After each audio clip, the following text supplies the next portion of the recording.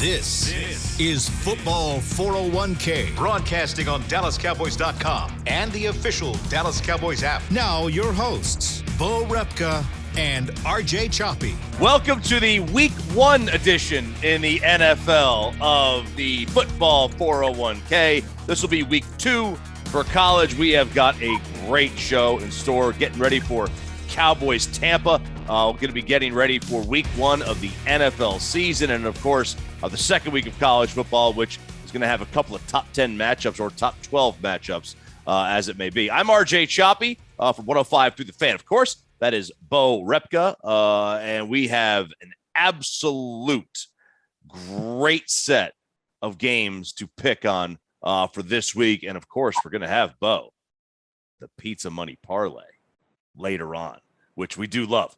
And that's just a very simple, it's like a $10 bet. It's the price of a pizza. Very, very easy. We're going to have that for you coming up. But first off, Bo, Football 401k, what do we have looking at? Let's just preview the Tampa and the Cowboys game because I think conventional wisdom across the country, I shouldn't say that. Conventional wisdom among Cowboy fans that the Cowboys are going to get beat soundly. I love the Cowboys +8 in this one. I think they are a massive live dog. Maybe that's just homery of me, and I'm totally comfortable with that. But I think +8, it's an easy play. I think we are completely overreacting to their title run that they had in recency bias. When we look back, they were a good, not great team during the regular season. Yeah, I mean, for sure, I agree with that. There's always a little bit of recency bias with the champs. Of course, they're generally favored pretty big time coming out the first game if, everything remains pretty close to the same, which it did. The only question is, have we ever seen a Super Bowl team be this close to the same? Because they literally got everybody back down to their last coach. Like, everybody came back to stick with Swami Boy to try to run it back. I think the bigger story to me on this one, I like your live dog instinct. That's always going to be my instinct. The bigger story to me on this one is just basically the movement in this game. So remember, it opened at 6.5, right, way back in April. Mm-hmm. 6 immediately. A lot of money coming in on the Cowboys side, and then it floated back to around 6.5, and that's where it settled as we opened camp. And then the Dak kind of whispers started happening about, maybe he's got a sore shoulder. It moved to 7. Then all of a sudden he's out, right, and it moves to 8. Well, then now he's back in. It moves to 7.5, and then the other day Zach Martin obviously gets announced out with COVID and moves back to 8. So we can safely say that Zach Martin's worth half a point. At least we know that now for sure from Vegas. I've always wondered that with guards. I know they're not worth as much as tackles. But I will tell you this, boys and girls, if Zach Martin is worth half a point, then your guard for whatever your favorite team, it's not the Cowboys, is not worth nothing. I'll tell you that right now. Because that dude's only worth half a point. It's safe to say your guard is not worth anything. Unless it's Quentin Nelson. That's about it, right? Quentin Nelson is about the only one. Because here's the other thing. It got up to 9.5 at Caesars in August 21st. That seems really, really high. Really, really high. All that had it like that. The only reason why they would have got like that is because they just got way too leveraged on Tampa Bay, and they needed Cowboy money big time to come in on the other side of the books to get them back leverage. Because you got to remember, at the end of the day, all the books want is basically a net zero risk market. That's all they want. If they had 50% of the money on both sides, that's all they want, right? So if they get too leveraged one way or the other, if they take a $2 million bet, I'm not saying that's what happened. If they took a lot of money on Tampa Bay, they raise it up so they can get everybody that wants to bet the Cowboys, they'll come shop them right in town to get that money back leveraged on the other side. They don't care who wins or who covers. They just don't want to be too liable on one side or the other. Yeah. That's their only goal, period. So, and I agree. And that's why, you wonder, well, how do they make money? Well, they make money on the juice. That's what they're making their cash up. They're getting, if they have 2 million players at $10, let's just say it's $100 bet at $10 a pop. I mean, that's a free, what is, my math is terrible, but that's like $20 million on 2 million bets at 110 a pop that they've just pocketed. And then they have to do with at their dispense. So you wonder how they make money? They ain't dumb. So with this, clarify, Buckies are not the smartest guys in the world, but almost all of them drop Cadillacs, and that vigorish is the reason why. That 10% is there every time. Every time, every single time, they're getting at least 10% in the pocket. Okay, so if you were to take a look at this game, do you like the Cowboys +8? Do you like Tampa +8? If you were, and I don't even know if you have this on your official betting card or not. How do you look at this game? Because I look at this and I'm like, all right, Tampa's going to get a little bit overinflated. The Cowboys are always going to get overinflated, so that should be a wash, right? Cowboys are always overinflated because of their fan base, and the champs are always overinflated. Tom is Tom. They're bringing everybody back. Their defense is very good. Cowboys defense is very bad. We definitely can't stop their receivers. Nobody can stop the Cowboys receivers. Let's be fair, if Dak is healthy. And then last year, Tampa was 1-5 against playoff teams and 10-0 against everybody else. Right, and then they went on the run, obviously in the playoffs. Yeah. I think where I'm at in this game, it's going to have to come down to what do you really believe, is Dak's health. And it's not like if I understand Dak's healthy. I understand he's going to play football. I understand he's going to play all 4 quarters. His arm's not going to fall off. He's got 2 legs. I don't mean like healthy, not going to play. I mean the reason why this line moved, and the reason it's not just this line. If you look at their season total, they were at 9.5 wins. They're down to 9. If you look at the divisional odds, they went from -125, which is implied like 55% win probability for the division. They're down to +110. That's down to 45% implied, probability to win the division. So it's not just this game, right? It's not just the week 1 that's moving. It's their season total. It's a season-long ramifications on this. And the only reason why that market would move like that, because those longer odds like that are sharper markets than probably game to game per se. Until you get to the Super Bowl, that's not a sharp market at all. But the rest of the futures generally are. There's not a lot of public betting. Public doesn't want to tie their money up for 6 months to wait to collect a bet. Maybe not. But a lot of sharp money will get tied up in that. In fact, it's part of their strategy. It's part of our strategy and how we get paid year to year. So some of the division totals are some of the easiest bets on the board, honestly. So if you're looking at those markets moving, that just tells me that in the sharp community, they are more pessimistic on Dak's overall outlook for the season, right? Not that he's not going to play, not that he won't play every game, but there's always going to be a scale to how good is somebody. And you got to understand what is the size of that scale. Is it Dak, going to be 50% of what he was? That might be the very, very bottom of that scale. Chances are he's going to be way better than that. Or the scale's all the way to 100. That could be 100% of what he was before. Again, the chances of that are very, very slim too. So I doubt he's going to be 50%, and you doubt he's ever going to be 100% again. So what is he going to be, right? That ankle is surgically repaired. Your body never heals the same it did before something like that. Is it 95%? Is it 75%? I don't know. Nobody knows that, right? We're not doctors, and I don't think anybody knows that, including Dak himself, until he gets out on the field and what he can and can't do. But what it's telling you is the market is pessimistic overall on what everything is building up to. And I think more on the arm piece of it, people are more pessimistic because, they called it a baseball injury. They consulted the baseball teams. Well, as a has-been wannabe old ball player myself, I know the only time your shoulder really gets injured is when your base isn't steady.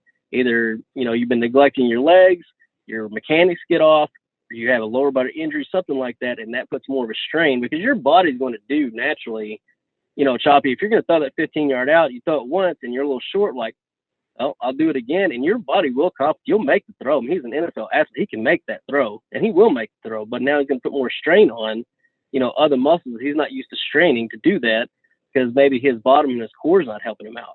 And again, that's all, maybe not, but definitely the market is leaning to a more pessimistic on Dak. And again, not that Dak won't be healthy or he won't play or even not be effective. It's just, is he going to be as effective? Because against a team like Tampa, 8 points is a lot of points, but if Dak's not 100%, which he's probably not going to be, I don't know if it's enough points. I think at this point, to me, I'm either Tampa or pass. I'm probably leaning towards pass just because it's week 1. There's no real reason to bet the unknowns in week 1, but we're going to learn a lot in this first week, and I'm really excited to see, what Dak is capable of and how the Cowboys look on offense for sure. Yeah, if Dak is healthy, and I do think that there's look, the ankle will never be 100% again, like the way it was before, but can he play at 100% with it the way it is? And I think he probably can. Like, he's not a long jumper. He doesn't need the ankle mobility of like a long jumper. He needs, like Tom Brady had a ripped up ACL. He came back to 100%. Peyton Manning had a neck fusion, and I guess he came back to 100%. I mean, he won an MVP. So, I mean, I guess. Aaron Rodgers, I don't remember Aaron Rodgers having like a crippling injury like that. Is all he's had. Yeah. So, I mean, there's but he has certainly come back to 100%. So, I mean, I think it can happen. It depends. Chad Pennington never did, but he had a torn rotator cuff. Right. And that to me is a real issue. So, I think the Cowboys are a good dog at 8. I'm going to bet that Dak is 100%. I don't believe in the Super Bowl. If everybody wants to follow Choppy and you like the Cowboys, here's what I will say. I would bet them now because I do see this line moving back to 7.5 before kickoff. I think at the very minimum, even if it doesn't move to 7.5, they're going to charge you. They're going to start charging you the 115, 120, 130. To get that 8, the closer to kickoff. This also might be a good teaser game for Tampa if you want to throw that in there. Taking them to 2. I mean that's what it's built in for. It's made for the NFL, not for college. So, definitely. Okay, so there's a little Cowboys preview for you. We have got an NFL and a college preview still to come. This is the Football 401k. Welcome back to the Football 401k. I'm RJ Choppy. He is Bo Repka, and we've got some really, really, really good games here in the National Football League. Plus, how to deal with NFL Week 1 overreactions, because you're going to have this between Week 1 and 2, and we're probably going to see that in college here. Well, we definitely saw it if you played Week 0, but we're definitely going to see it this week in college football. But, Bo, let's take a look at a couple of the games that we think the lines are just a little bit off on. The first one is Jacksonville -3 against Houston. Houston is, God, what's that word? Awful. And Jacksonville, I'll be honest with you, they've got decent playmakers on the outside. Yeah, they do. And a quarterback. Maybe. We'll see. Maybe. They drafted a quarterback. That is accurate. We'll see how good he is. I'm not a scout, but all the ones that I know or that I hear on the radio and the TV that seem to know what they're doing, they all think he's going to be pretty good. So I'll trust their judgment on it. But, yeah, Jacksonville is -3 at Houston. This line is off by 3 points. That's with all things being equal. What I mean by things being equal, not being Week 1 on the road for your first NFL start. Now, in Week 8, all things are probably equal. This game is a pick 'em. But for now, we're getting 3 points as a home dog versus a rookie road starter. RJ, in the history of the NFL, number 1 overall picks are 5-20-1 straight up in their first starts as a quarterback. That's 20% winning trend. And on this show, we don't bet on outliers. So him winning the game in Houston would be an absolute historical outlier. It is hard enough to win betting on football when you bet with the data. You surely don't bet against it, right? So, yes, I know Houston is terrible. They're literally the worst team in the NFL. And they might not win a game all season. But if they do, it is going to be this game. Just like Jacksonville last year, which we'll get to in a minute, and then the Week 1 overreaction. But, yeah, Houston is starting out ranked where we had Jacksonville last year preseason ranked. Jacksonville ended up being the worst team in the league, and Houston will be the same. However, Week 1 is Week 1, and this line is too much. Okay, so repeat that line. Number 1 picks at quarterback have won 5 games on the road in their opener. Just their opening game, period. They've won 5 opening games, period, in the history of the NFL. First start of your number 1 overall pick, 5-20-1. Wow. So and again, Trevor Lawrence could go out there and lose and stink, and everybody wants to bury him, but it's just par for the course. Like, everybody's going to overreact either way. If he goes there and blows them out by 4 touchdowns, he makes me look like an idiot. Everybody's going to say, "Oh, this dude's the greatest thing ever." If he goes out there and throws 4 picks, he's going to be, the next Ryan Leaf. Neither of it means either one of those things, but that's just how we do in football. We overreact to everything, especially week 1. Again, we'll get to that in a minute, but yeah, this line is so Tyrod Taylor to Deshaun Watson. That's 6 points downgrade, right? Last year, this game in Houston was Houston minus 6.5. So that would be Houston minus half a point. And then they're getting another point this year that you didn't get last year for home field. So it'd be really 1.5. Now, if you want to say Trevor Lawrence on hope alone is 1.5 points, upgraded from Gardner Minshew, fine, I'll give it to you. That makes it an even game right there. These 3 points are our 3 points, and Houston should take full advantage of this. So this line is off by 3 points. Yeah, because if Deshaun was playing, there's no way this is a pick 'em. No. It's Houston minus 3. Actually, it'd be Houston minus probably 3.5, but we'll say 3 just to be safe. Yeah. So if Deshaun was playing, it'd be Houston minus. I mean, there's no way. There's no way. So I totally agree with you on that one. I do think, though, that maybe that they were giving Tyrod too much. I don't know. This is an interesting one. I would be my initial reaction is to take Jacksonville here. I'm sorry. Let me back that up. Let me correct myself. If Deshaun Watson was playing, it'd be Houston minus 6. Excuse me. Not minus 3, minus 6. It'd be minus 3 from what the line is now. All things being equal, what the line should be if Watson was in there, they would be 6-point favorites. Okay. Very good.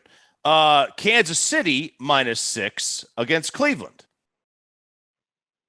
Kansas City minus 6. So I'm puzzled by this one because there's an upgrade-downgrade situation here that I don't quite understand. Like last year in the playoffs, Cleveland was a 7.5-point dog in Kansas City. Now it's 6. So where did that extra 1.5 go? Like, did Cleveland get better on defense? Because they stunk last year. I didn't see him get any better this offseason. Did Baker grow 3 inches on us? I didn't see that in any of the commercials or anything he does. So I didn't hear about that.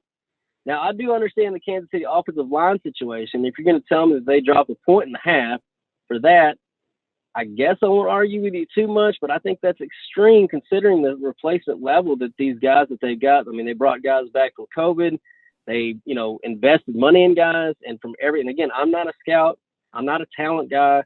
I just know numbers, but all the talent guys and scouts and everybody that I listen to, they all say these offensive linemen are going to be just as good as the ones that they lost last year in Kansas City. So if we're talking about the same offensive line, again, I'm not sure what happens. Is it because they think it's going to take a few games to come together? I mean, maybe. But my main hang up is not only am I getting Kansas City at a discounted price, which first of all, you never get Patrick Mahomes at a discounted price. So, that's value in and of itself, but nobody plays September Choppy ATS like Coach Andy Reid. Last year, we kept saying from about the midway point that Kansas City wasn't covering spreads, and we kept reminding everybody on this program that if you don't cover spreads overall, you're not going to win the Super Bowl, right? One team in 20 years has done it, and Kansas City finished 9-19 ATS last year, which is terrible. However, 3 of those 9 wins were in September. And in fact, Choppy, since 2018, Andy Reid is 10-2 ATS in the first month of the season. Just like he's fantastic off the bye, he is fantastic to open seasons. He doesn't just win, he covers, and he covers big. So swallowing less than a touchdown here at home seems pretty tasty to me, especially seeing how square of a dog Cleveland is lining up to be, with everybody wanting to line up to bet on them. Lots of so-called experts, lining up to take them at a premium price. You're taking Cleveland at a premium price, and you're getting Kansas City on the discount. I'll take the better coach and the better quarterback on the discounted price every single time. Yep, totally agree. This one is winking at me. It's up there on the board. It's winking. That's what it's doing. I'm not, and I'm taking the bait. I'm taking Kansas City with you right there. Okay. Yeah. After this week is over, we are going to see the biggest This is the biggest swing of the year. Nothing will get you, I think, in a better position to really take advantage of casinos or Vegas in general, or whatever your book is, than the week one overreaction. How do you handle these? That's a great point. Take advantage, because here's the fun is these guys have to set a marketplace to what the market's going to bear. And the public will drive this market just crazy after this week. So it's going to take a few weeks for, the books to get back in line. And because of that, it is really a sharps kind of paradise for the next few weeks after week one. So, for example, what we're talking about, or for example, how this works. So what you want to do as a player is do not overreact, because the market will do that for you. The best example is last year we talked about Jacksonville, week one, right? Mm-hmm. Now we get Jacksonville plus the 7 versus Indy. We didn't call that they were going to win, but they did win.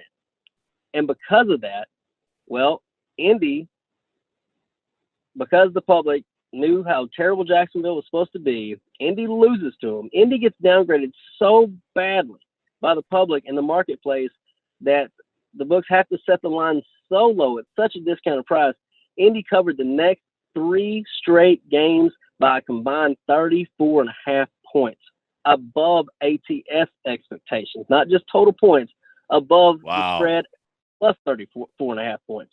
So in other words, they beat Vegas by over 10 points a game because the public saw them lose week one to the worst team in football. And on the flip side of that, Jacksonville, who was supposed to be the worst team in football, which, by the way, they were the worst team in football. It's the only game they won all season. But because of that, week two, they covered that game, and then they didn't cover again for another 6 weeks because the public's like, oh, these Jacksonville, they're scrappy. They got something. This Gardner Minshew, he's funny. Let's look at him. Let's bet them. And they became the public darling dog for the next 6 weeks. They didn't cover a game again for 6 weeks. Wow.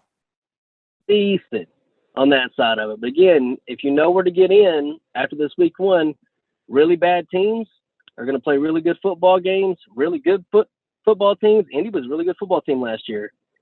Couldn't tell after week one, right? But You have to trust our ratings going into the season. You have to trust your feelings, what you think is going to happen. And then you cannot stray too much from your data. You have to adjust it, but it has to be distributed properly. Your adjustments do all season long and weighted properly. And if you don't know what I'm talking about right now, or you have no clue, or don't have power ratings, just hit me up on Twitter at FGHVegas, and I'll fill you in. So don't worry about that part of it. But that's the number one lesson is do not overreact to week one. The market will do that for you. What your job as the player is to come in and take advantage of the overreaction or underreaction of the entire marketplace, which it's nuts after the first week. It's so much fun.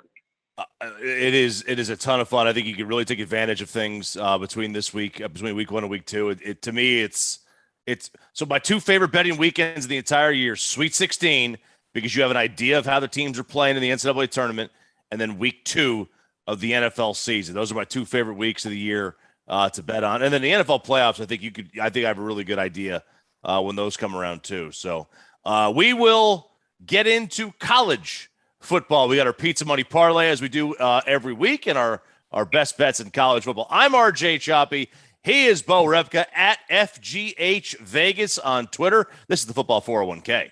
Honey, big news. Gary, are you okay? Oh, I'm not Gary anymore. I'm Jackie Flash. What? See, I want the latest smartphone, but the best deals are only for new customers. So, to get a new customer deal, I changed my name to Jackie Flash. Okay, but the best smartphone deals at AT&T are for everyone, new and existing customers.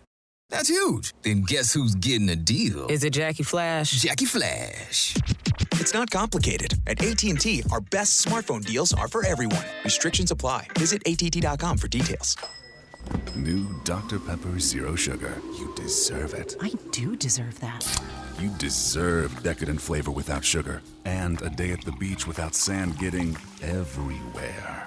and a relaxing bath that your children don't interrupt. I deserve all that? It's really just a visual metaphor for Dr. Pepper Zero Sugar. Everything you want, nothing you don't. A visual metaphor on the radio. I do deserve that. Dr. Pepper Zero Sugar. The zero you deserve is finally here. Before there was a draft, you could size up a cowboy by 3 simple factors: the crease in his hat, the bend of his brim, and his unbending attitude. A man Stetson didn't just protect him from what life threw at him, it projected a rugged, unstoppable spirit. Stetson hats are still American-made with pride right here in Texas. They're still the unofficial crown of all self-respecting cowboys, and Stetson is proud to be on the field with America's team. Find a retailer nearest you at stetson.com/cowboys. There's nothing as unique as our eyes, which is why Essilor pioneers ways to make lenses as unique as you. Varilux for super sharp vision, Essential Blue for protection, and Crizal for freedom from glare. 3 cutting-edge solutions in a single unique lens.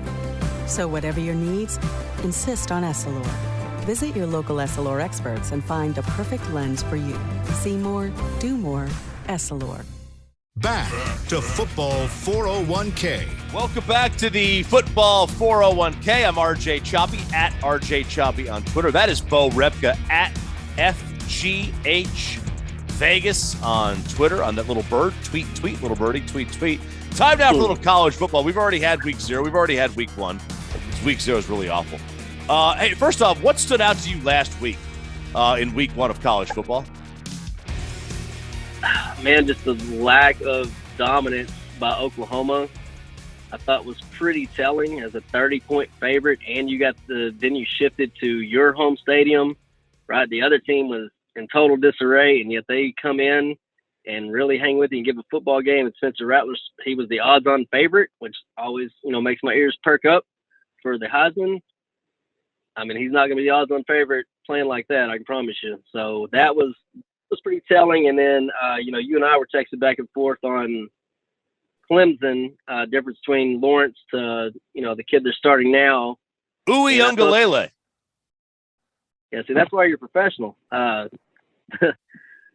About 4 points is what I said before the game. That's where I texted, it might be a little bit more than 4 points because they're good. Yeah, that was not good by I just call him DJU, but I think it's Uiagalelei. Uiagalelei. Yeah, easy for me to say. Hey, look, all I know is my Tennessee Vols did not cover, and we're a 2-point dog to Pitt. That's all you need to know about the state of Tennessee football is that we're a 2-point dog to Pitt. Doesn't get any worse. Okay, a couple of games for you, then the Pizza Money Parlay. Texas. So this was an interesting one last week. I think you had Texas minus the 9, did you not? I believe we did. And then they were a 9-point favorite against the Rage Cajuns of ULA, right? ULA. Now they are taking on the Razorbacks of Arkansas. And it is a 6.5-point spread. The Texas Longhorns are a 6.5-point favorite. They had a really good showing in week 1. You like Texas week 2, minus 6.5. Yeah, I just don't understand this line at all. I mean, Texas should be favored by 14 on the road here. I mean, Texas did nothing but upgrade themselves last week after they eventually handily beating a really good team, Choppy and ULA. That team's probably not going to lose another football game. No. So I don't think they're slouches. Meanwhile, Arkansas scuffled, with the Rice team, that is even one of the top 100 teams in the country. Now, they did eventually, cover and handle them too. So I'm not trying to poo-poo Arkansas's win. But the matter in which they had to win, getting 3 turnovers, right, that's not going to happen against Texas. They're not going to run for 400 yards against Texas.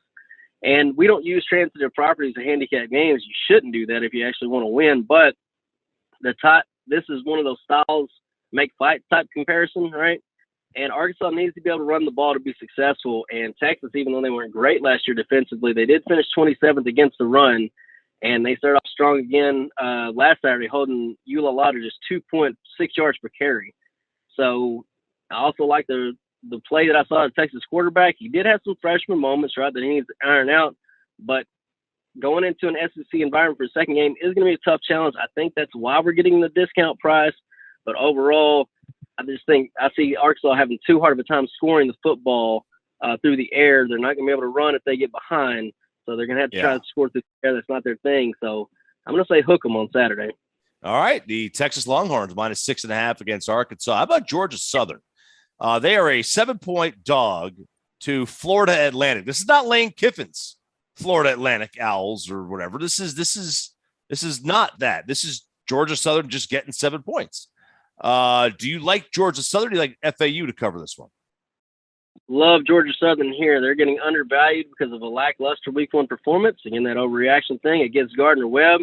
But at the end of the day, they were controlling the game the whole time. They were getting some young guys in. They were getting some seniors in that deserved some PT, right? So they didn't have blowing them out, but they did handle them, quite easily. Florida Atlantic did just get beat, but they did cover against Florida, backdoored. That stung for sure. But that gave them a slight upgrade. But that my issue is that spread was 23 points for Florida, and they backdoored it. Well, it would only be 22 if Florida played Georgia Southern. So somehow we're getting a downgrade here for Georgia Southern. They're going to be +7 at Florida Atlantic, a team that they're better than anyway.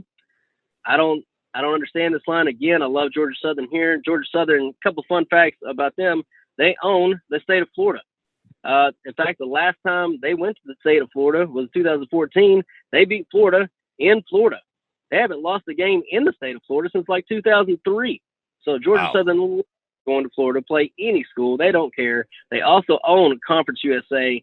They are 17-9 straight up all time versus Conference USA. And they're also 10-6 in their last 16 non-conference games, ATS. On the flip side of that, Florida Atlantic, same time frame, 4-9 ATS in their non-conference games. That's only 31%. That's pretty terrible. Coupling all that with the fact that they're in agreement across correlated all of our algorithms. And again, we're just getting the better team and 7 points. We're going to say go Eagles. All right, go Georgia Southern. And finally, one of my favorites every single week, the Pizza Money Parlay. Oregon +14.5, Georgia Southern +225 on the money line. And then Buffalo, without their coach Lance, who has moved on to Kansas, where they rushed the field against South Dakota a couple weeks ago. Buffalo +430 on the money line. I'm intrigued by the Oregon number. I think the Oregon number is interesting because it's beyond the 2 touchdowns. It's a great number for a dog. At least you would think it is. But beyond that, this is kind of the team where the fun upstart gets a little bit of love. And then the old dog on the block, the big boy, just smacks him down into reality and wins by 35 points. I could really see that happening. Yeah. I mean, I can see it going either way. This is the fun part, right? This is the Pizza Money Parlay. Like Choppy said at the beginning, it's pizza money. So whatever your pizza money is, you and your boys having pizza, you can only throw 5 on it. But guess what? This is a $5 parlay for you. If you can throw 10 on it, if you're the guy, that's got the good job and you're throwing 20 on it, it's $20 parlay. Whatever it looks like, right? So whatever your pizza money is, that's what it is. It's for fun. But Choppy, this 3-game parlay pays you 31 to 1. Woo! 31. We're coming out swinging, baby. Swinging. If we hit this one, we're set for the whole year. So we are coming out swinging on this 3-game. Now, your normal 3-game parlay only pays you 6 to 1. That's because the books are like to scam, which, first of all, the reason why we put this in here, parlays are suckers bet, right? You should just be doing it for fun. If they're part of your normal betting strategy, you're doing it wrong. But if you want to have some fun, this is why we do it. We give you some live dogs, what we think are live dogs, sometimes longer odds, sometimes shorter odds, but a little bit of money, have some fun because, again, it's a sucker's bet anyway, but you might as well try to get paid big time. If you're going to play the lottery, Choppy, you might as well play the lottery. You know what I mean? Yeah. Yeah, look, I love it. I mean, the Buffalo +430, the Georgia Southern +225, those are huge, huge dogs, man.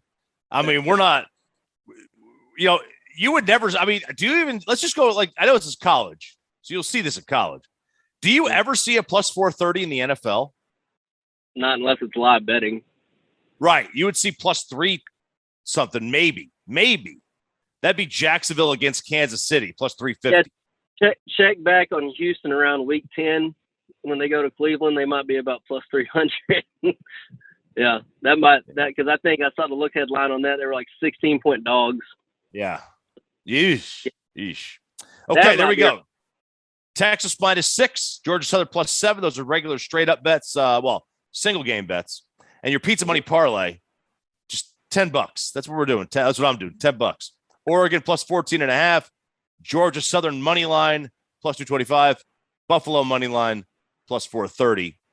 $10 will get you $310. Wow. What a day. What a show. Greatness. All right, Bo. Thank you, man. This has been a fantastic NFL Week 1 edition of the Football 401k. I am RJ Choppy. You can find me at RJ Choppy on Twitter. Bo, where can we find you?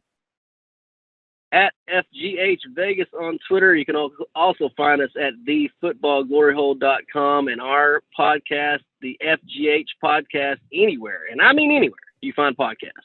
All right. That'll do it for us on this Week 1 edition of NFL Week 1 edition of the Football 401k. Talk to you next week. I'm RJ Choppy. He is Bo Repka. See you later, boys and girls. Let's win some money.